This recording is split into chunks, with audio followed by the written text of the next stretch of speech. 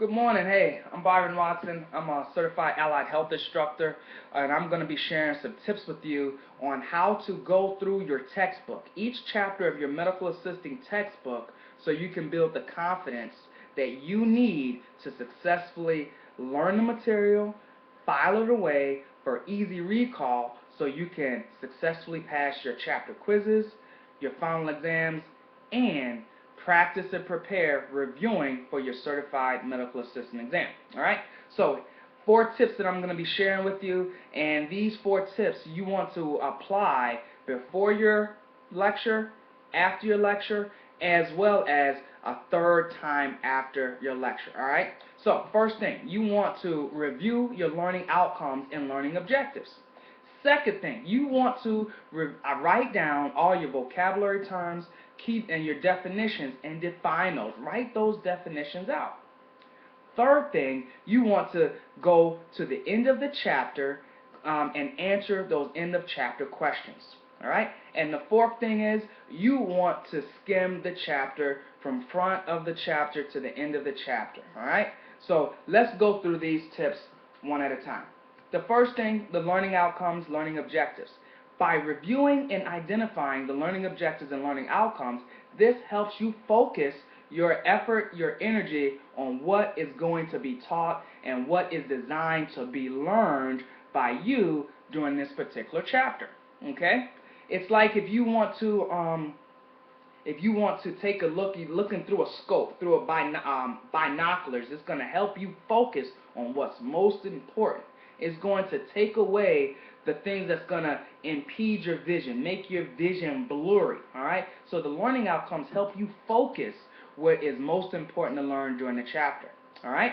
Second thing, okay, is your vocabulary words, your key terms of the chapter. Now, it's very important that you write these vocabulary words down. The vocabulary words as well as their definitions. Write those things down, okay? That's the second thing. The third thing you want to do is, after you've identified your learning outcome and learning objectives, after you've written your vocabulary words and defined those words, the third thing is you want to go to the end of the chapter and take a guess at answering each of those questions. Well, you're saying, well, Coach, I don't know the material that well. But I'm saying, hey, trust me. I'm saying go ahead at those and guess. Do the best you can at answering those end of chapter questions without going to the chapter and answering those questions. I want you to make this fun.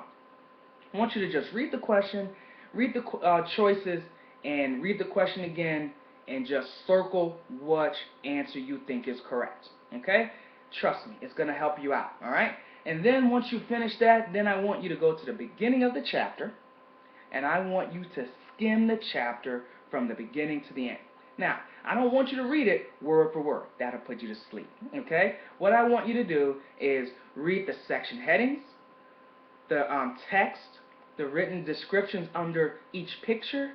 Take a look at the tables, look at the figures, okay? The illustrations, write all the description that's under those tables, under those figures. I want you to read the things that's in the margins, all the highlighted areas, okay? These things, and now remember, I want you to do that from beginning of the chapter to the end of the chapter, okay? Now, again, these things are going to help you. How is it going to help you? One, you've identified the learning objectives. Two, you know the vocabulary words, the language that you're going to be learning during this chapter. Third, you've guessed at those end of chapter questions. All of these different things is going to help focus your energy and your attention on the areas that is most important during this chapter. So, since you've answered those end of chapter questions, once you're going through those skimming the chapter, you're going to see those vocabulary words. You're going to see those questions that you guessed at. And what's going to end up happening? You're going to be like, oh man, I knew that. I got it right. Great. This is this. These things is going to help you. It's going to empower you to say, yes, I do know some of this material, or even a lot of it. Say, for instance, there was only 10 vocabulary words. And out of those 10 vocabulary words, you knew 6 of them. That meant that you only needed 4 more vocabulary words that you need to spend time in. Okay? See, what we're doing here is identifying where you need to spend the majority of your time. As an adult learner, learning this medical assisting stuff, you may be a parent, you may be a child taking care of your parent, your siblings or whatnot. These things, you'll be surprised at what you already know going into the classroom. We just need to have a better understanding of the material. Okay? That's what's so beautiful about teaching medical assisting and teaching adult learners. Okay? So, once you've done this material, you should have spent maybe about an hour. 1 hour, an hour and a half. Hey, ladies and gentlemen, I do not want you to spend any more time than 60 to 90 minutes at a time studying. Okay? That first time through may be your longest time. Okay? Because you're doing this to prepare you for lecture. We're doing this first time through pre-lecture. Okay? So now that when we go into lecture, the lecture is going to slow down. You're going to be able to be engaged with the instructor that is lecturing on this particular chapter. If your instructor is anything like me and understanding how adults learn best by telling stories. Okay? And so if you have taken the time to prepare for lecture, that lecture that your instructor is going to give is going to slow down. You're going to be able to take better quality notes because you've seen and heard this material before, because you've done your due diligence by preparing. Okay? Now, once during that lecture, then you're going to be able to be engaged. You're going to be able to ask quality questions to the instructor during lecture. Okay? Which is awesome. Okay? Now, let's transition to after lecture. Now, once you've completed lecture, you want to reflect.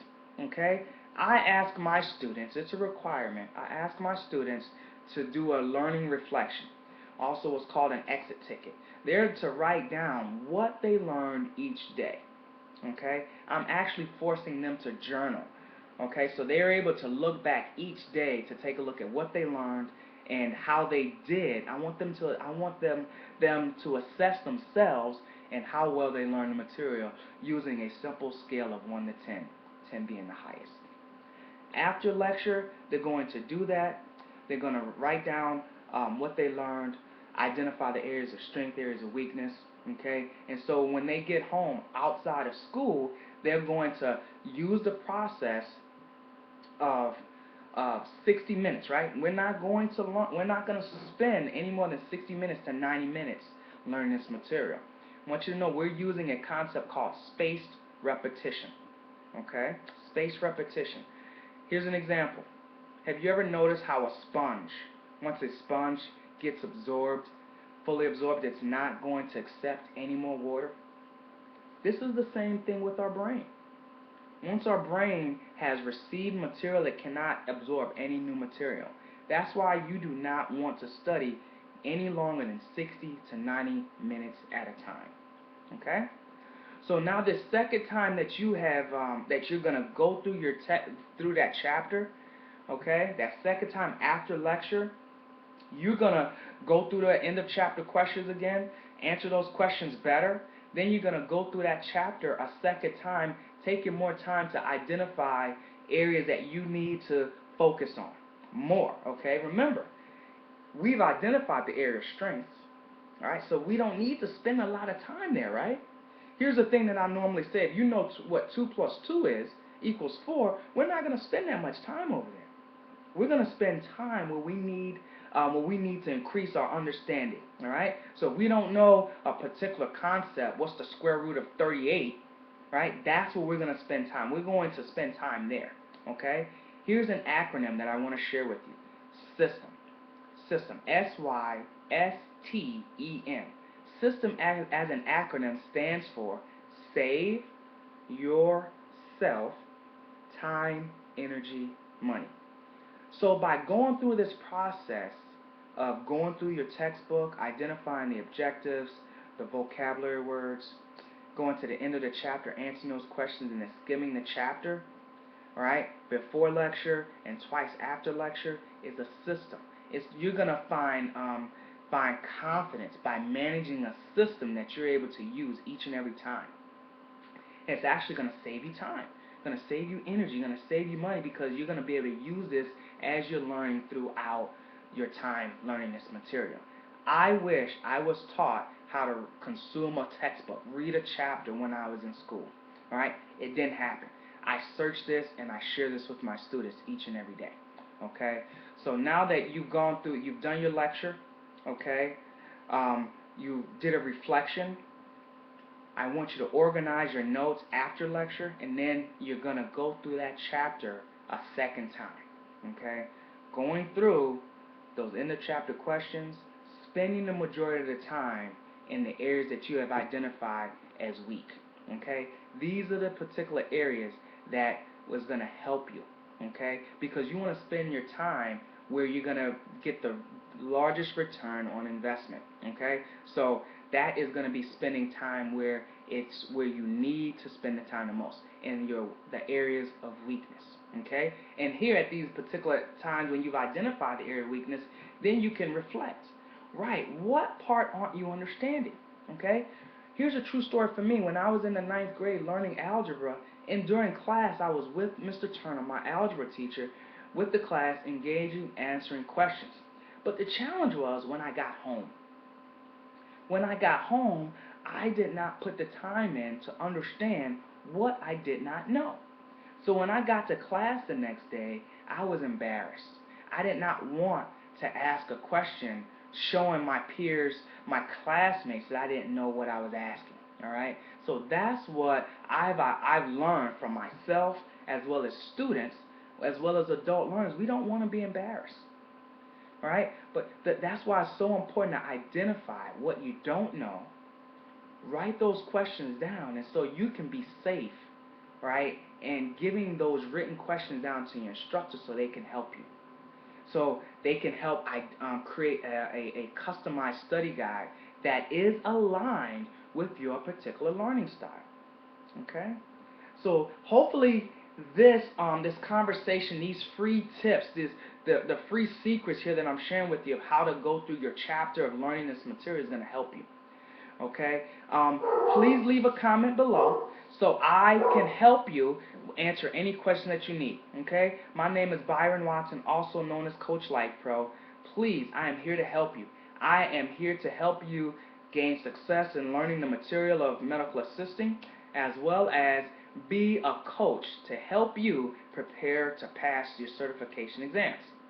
Again, my name is Byron Watson, also known as Coach Life Pro, asking you to decide, commit, succeed. I look forward to helping you on your journey to becoming a professional healthcare worker. Take care.